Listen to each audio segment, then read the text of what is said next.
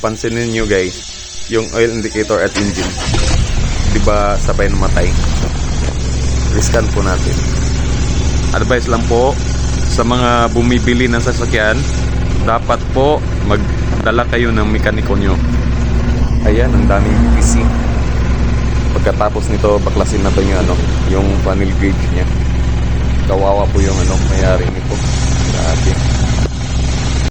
Ayan, napaklas na natin. Tingnan nyo. Tingnan ng mga ayos. Ayan po, naka-jumper po yan. Yung dalawang lead. At saka, ginap niya yan patungo sa yan. Patungo po sa sa SRS lead lights po. Yan, yung dalawang wire. Tanggalin natin yung wire para bumalik sa original po yung engine light. Ayan, check po natin. Try natin i-start.